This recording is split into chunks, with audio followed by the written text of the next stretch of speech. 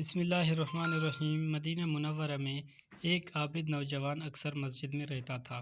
صحابہ کرام سے ہر روز احادیث سنتا تھا۔ اس کا ایک بوڑھا باپ تھا جب یہ نوجوان عشاء کی نماز سے فارغ ہوتا تو اپنے باپ کے پاس چلا جاتا۔ جس راستے سے جاتا تھا اس راستے پر ایک عورت کا گھر تھا۔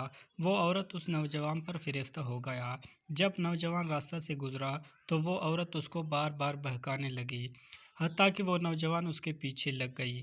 جب اس کے گھر میں داخل ہونے لگا تو اللہ کا فرمان اس کو یاد آ گیا اور فوراً بے ہوش ہو کر رہ گیا۔ اسی حالت میں اس کو اس کے والد کے پاس لے جایا گیا۔ جب اس کو ہوش آیا تو اس کا والد نے پوچھا کیا ہو گیا۔ نوجوان نے سارا واقعہ سنایا اور پھر بے ہوش ہوا۔ جب گھر کے تمام افراد اس کے پاس آ گئے تو اس کو ہلائے، جب دیکھا کہ نوجوان کا روح پرواز کر گیا ہے۔ صبح جب یہ حضرت عمر رضی اللہ تعالیٰ عنہ کو خبر ہوئی تو اس نوجوان کے والد سے تعزیت کے لیے آئے۔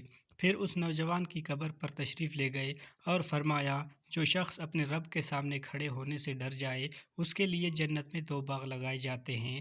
اس نوجوان کے قبر سے آواز آئی کہ اے عمر، مجھے جنت میں 2 باغ مل گئے۔ سبحان اللہ۔